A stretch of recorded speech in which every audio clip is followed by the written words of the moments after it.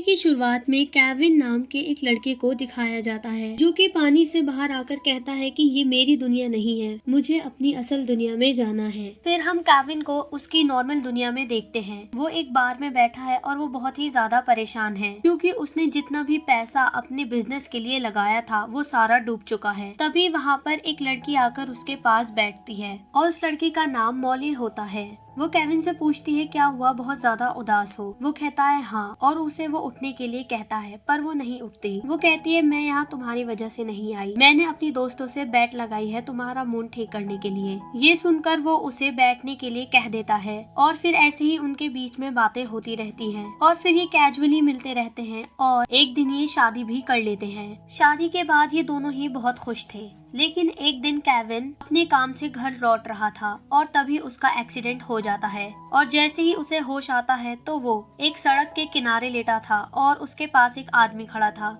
वो उससे कहता है कि मेरी कार कहाँ है जिसमें मैं था और मेरा मोबाइल। वो कहता है यहाँ ऐसा कुछ भी नहीं है क्योंकि ये तुम्हारी दुनिया नहीं है। वो आदमी कहता है एक्सीडेंट के टाइम पे मैं तुम्हें उस दुनिया से निकाल कर यहाँ ले आया था। ये सारी बातें सुनकर वो उसकी बातों पर यकीन नहीं करता, लेकिन फिर वो उसके साथ एक रेस्टोरेंट में जाता है। अब रेस्टोरेंट में बातें करते करते वो उसे बताता है कि मैं एक पैरासेप्टर हूँ, यानी कि मैं लोगों को एक दुनिया से दूसरी दुनिया में ले आता हूँ। ये सुनकर वो कहता है मुझसे मजाक करना बंद करो, लेकिन उसके बराबर में ही एक लड़की बैठी होती है। वो कहता है ठीक है चलो मैं तुम्हें इसे गायब करके दिखाता हूँ। वो अपनी हाथ की घड़ी में कुछ नंबरों को डायल करता है और वो लड़की वहाँ से गायब हो जाती है। ये देखकर केविन बहुत ही ज्यादा डर जाता है, लेकिन अब वही आदमी केविन को ऑफर करता है कि तुम भी यही काम कर लो, इससे तुम अपनी वाइफ से भी मिल सकते हो। लेकिन केविन उसे ये काम करने के लिए साफ मना कर देता है और अब केविन डर चुका था तो वो गॉड से प्रेयर करने लगता है, लेकिन वो आदमी उसे गॉड से प्रेयर करते हुए देखकर गुस्से में आ जाता है और वहाँ से उठकर चला जाता है। और अब केविन बाहर जाता है इस दुनिया को देखने के लिए। इस दुनिया में कुछ भी अच्छा नहीं था और यहाँ के लोग सिर्फ लड़ते ही रहते थे और खाने के लिए भी कुछ खास नहीं था। और आहिस्ता आहिस्ता केविन को यहाँ पर 5 साल बीत जाते हैं और यहाँ के न्यूज रिपोर्टर ये दिखाते थे कि लिए जब केविन को शिफ्टर बनने के लिए ऑफर किया गया था तो उसने इस चीज को मना कर दिया था। और केविन की आज भी सिर्फ यही कोशिश थी कि उसे कोई शिफ्टर मिल जाए जिससे वो अपनी असली दुनिया में वापस जा सके। और यहाँ पर अब उसका गैब्रियल नाम का एक दोस्त भी बन गया था और ये उसके लिए बाइबल भी लिखा करता था जो कि यहाँ लिखना बिल्कुल मना था। अब केविन एक ऐसे आदमी के पास जाता है जिससे वो अपनी वाइफ को देख सके, यानी कि वो असली दुनिया के लोगों को दिखा सकता है। और वो अपनी वाइफ को देखता है जो कि काफी खुश थी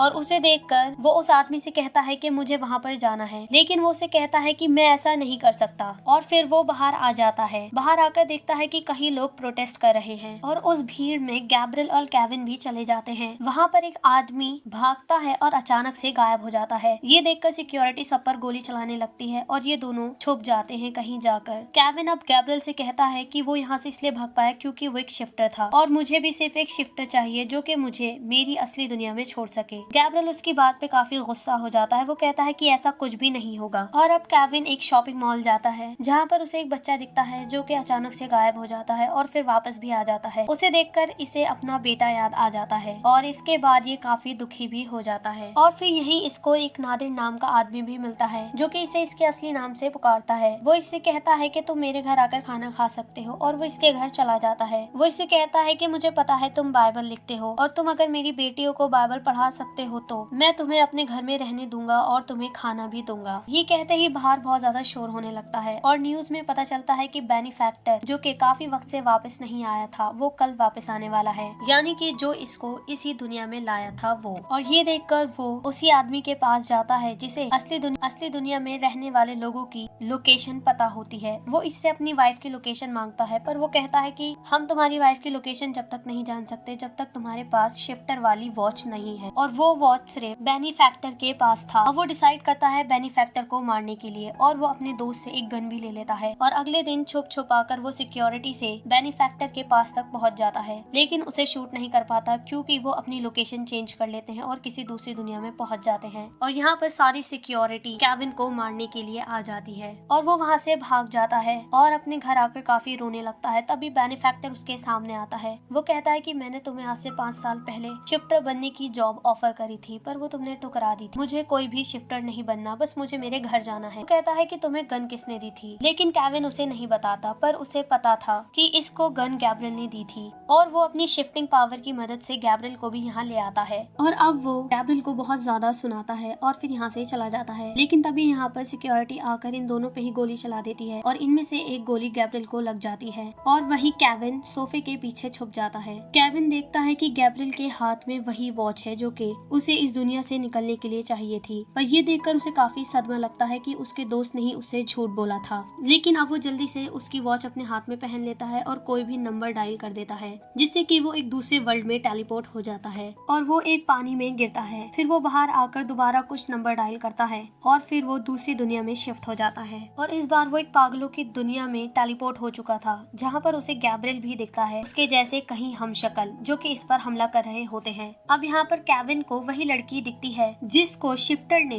दूसरी दुनिया में शिफ्ट कर दिया था। वो इससे कहती है कि तुम्हारी वजह से मैं यहाँ पर हूँ और तुमने मेरे साथ बिल्कुल भी अच्छा नहीं किया था। ये सुनकर उसे थोड़ा दुख होता है, लेकिन तभी यहाँ पर गैब्रियल के हमशक्ल आकर इस पर हमला करने लगते हैं और तभी ये दूसरी दुनिया में शिफ्ट हो जाता है। दूसरी दुनिया में ये जाकर देखता है कि ये अपने ही हमशक्ल से मिला है और वो उसके हाथ की घड़ी देखकर कहता है कि तुम मुझे ये दे दो, बदले में तुम मेरे से कुछ भी ले लेना, पर वो उसे ये नहीं देता और वो कुछ कोड एंटर कर कर वापस दूसरी दुनिया में चला जाता है। और इस मर्तबा वो नादिर के घर में गिरा था। वो देखता है कि नादिर पुलिस की गोलियों से घायल हो चुका है, क्योंकि उन्हें लगता था कि नादिर ने ही उसे छुपाया है और वो अपनी वाइफ को मरते मरते एक होप देता है कि मैं इस दुनिया से जरूर निकलूंगा। और फिर केविन उसी आदमी के पास जाता है जिसने उसे कहा था कि तुम्हारे पास जब वॉच होगी तो ही तुम्हें तुम्हारी वाइफ की लोकेशन मिलेगी। वहाँ जाकर वो उससे जल्दी से लोकेशन के बारे में पूछता है और तभी वहाँ पर सिक्योरिटी भी आ जाती है। वो उस वॉच में नंबर डायल करता है और अपनी असली दुनिया में पहुँच जाता है। वहाँ पर वो अपनी वाइफ से मिलता है। वो अपनी वाइफ को देख के काफी खुश था और उसकी वाइफ भी उसके पास आती है। वो उसे कहती है कि तुम इतने सालों तक कहाँ थे। वो कहता है मैं कहीं भी नहीं था, मैं 5 सालों से तुम्हें ढूंढ रहा था, पर अब उसकी वाइफ कहती है कि मैंने दूसरी शादी कर ली है तो तुम यहाँ से जा सकते हो। वो कहता है नहीं, मैं तुम्हारे बिना मर जाऊंगा। फिर अब उसकी वाइफ कहती है ठीक है, तो जो हमारा बेटा खो गया था उसे ढूंढ कर लाओ, तो ही मैं तुम्हारे साथ रहूंगी। और यहाँ से अब मूली जा चुकी थी। अब बेनिफैक्टर यहाँ पर वापस आता है और केविन को उसी दुनिया में वापस ले आता है। अब बेनिफैक्टर उस पर बहुत ज्यादा गुस्सा होता है। वो कहता है तुम्हें क्या लगता था कि तुम इस दुनिया से इतनी आसानी से निकल जाओगे। अब बेनिफैक्टर उसके सामने 2 ऑप्शन रखता है, या तो तुम अपनी वाइफ के पास वापस चले जाओ या फिर मैं उसी लड़की को उसके घर वालों के पास छोड़ देता हूँ जिसे मैंने टेलीपोर्ट करके पागलों की दुनिया में भेज दिया था। फिर केविन कहता है कि तुम उस लड़की को उसके पेरेंट्स के पास भेज दो और वो लड़की वापस आती है और अपने पेरेंट्स के पास चली जाती है और वो अपने पेरेंट्स से मिलके बहुत ही ज्यादा खुश थी। और ये सब देखकर बेनिफैक्टर को बहुत ज्यादा गुस्सा आ जाता है और वो केविन को गोली मार देता है। और इस मर्तबा केविन की आंख एक दूसरी ही दुनिया में खुलती है, जहाँ पर वो एक बार के पास खड़ा था और वो उस बार के अंदर चला जाता है। अंदर जाके वो अपनी वाइफ मूली को देखता है, वो उससे हाय हेलो कहता है और फिर तभी मूली के फोन पर फोन आता है, जिससे हमें पता चलता है कि मूली इस दुनिया में मैरिड है, लेकिन अब वो अपने हस्बैंड से अलग है। ये सुनकर केविन काफी खुश हो जाता है और ऐसे ही कुछ वक्त तक इनकी बातें होती रहती हैं और अब केविन दोबारा मूली से यहाँ पर शादी कर लेता है और आखिर में ये सब एक अच्छी लाइफ जीने लगे थे। पर केविन अब कहता है मैं जानता हूँ कि ये मेरी असल दुनिया नहीं है, लेकिन फिर भी मैं अब इस दुनिया में खुश हूँ। ये दिखाते हुए ही इस मूवी की एंडिंग हो जाती है।